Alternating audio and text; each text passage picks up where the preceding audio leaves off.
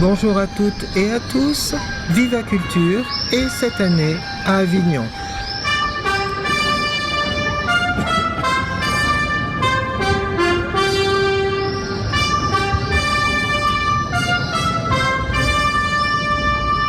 Bonjour à toutes, bonjour à tous, Viva Culture est de retour à Avignon. Après une trop longue interruption, nous allons partager avec vous le plaisir retrouvé des salles, des textes, des comédiens. Bien sûr, c'était la canicule, mais les salles sont climatisées. Bien sûr, dans le off, nous avons 1500 spectacles et nous avons choisi comme nous avons pu, vous allez le voir.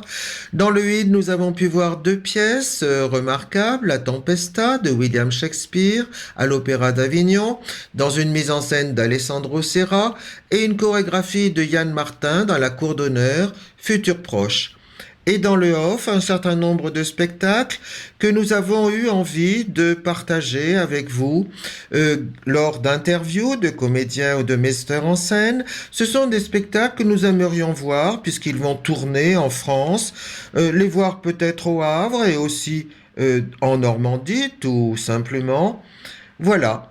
Nous partageons avec vous ces cartes postales sonores que Westrack Radio diffuse tous les jours à 12h10 après les actualités et la publicité. Bon été à vous! Viva Culture est à Avignon. Elle est au Festival d'Avignon et nous sommes allés écouter dans la jolie cour ombragée de la maison Jean Villard une lecture d'Olivier Py, le directeur du festival, et de Bertrand de Roffignac. Les deux Lascar lisent Heureux est l'homme, un long poème de François Espéret. François Espéret, Olivier Py va nous le présenter. Nous avons pu enregistrer le début de la déclamation. Passons sur la petite musique extérieure qui perturbe un peu l'écoute. Le texte est intéressant. Vous allez voir, il est plein d'énergie et de sens. C'est le portrait d'un SDF, finalement une sorte de personnage noble qui traverse la vie comme un météore. Est un poète discret. C'est un homme extrêmement singulier. C'est pour moi peut-être une des voix les plus belles, les plus singulières, les plus incandescentes de la poésie française aujourd'hui. C'est un homme aux multiples vies. Il a été normalien, gendarme, il a écrit des discours pour les grands de ce monde. Il est aujourd'hui père de 6 enfants et aussi père orthodoxe.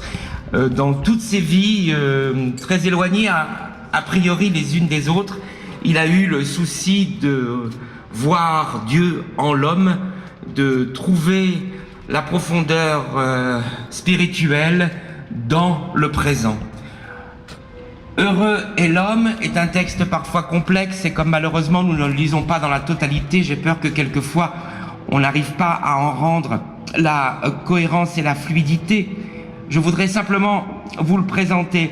C'est assez simple. Le narrateur suit des marginaux, des miséreux, des mendiants, et il voit en ces figures, à travers plusieurs villes et plusieurs rues de Paris, il voit dans ces figures des figures bibliques.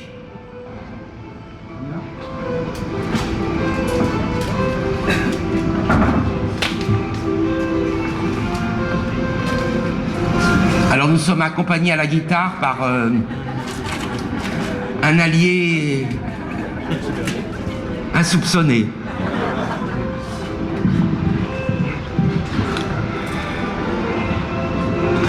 Des pauvres en esprit, j'en ai vu 1000 et 1000 habiter leur folie, comme un roi son royaume. Est-il saint le Pachtoun, à cité ou maudit? Son visage est tatoué, jeune homme dont j'ai vu reposer l'âme à nu, sur une bouche de chaleur le matin, cet automne. Les lignes dessinées à l'encre bleue de Chine lui paraît la misère d'enluminure persane. Elle grimpait de partout, les volutes à partir de son cou, l'étouffant. J'en avais peur alors, et envie, mal au cœur, de le trouver toujours vivant, comme un reproche au prêtre. Et je passais mon chemin aux Lévites, aimanté par les yeux dévorateurs, et puis la pensée, pas la main, samaritaine et merde, en traversant la Seine, je me disais le fleuve, qu'il est pareil à quoi ma peine, et qu'il s'écoule mon péché, qu'il est sale, et ne tarit jamais, repensant à mon pâtre alité le martyr, sur un grill impérial et païen sacrifié au peuple un peu de pain.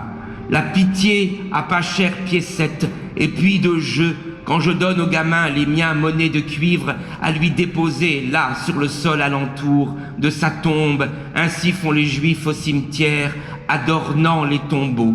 À Bagneux, où je vis, de cailloux colorés pour lapider leur peine, au désert, où laisser à la mort un pourboire, il est auréolé d'oblations et déchets, centimes et pain de mie grignotés. C'est un rat, mégots, les siens peut-être, ou ceux d'un autre, fiente, il y a des pigeons.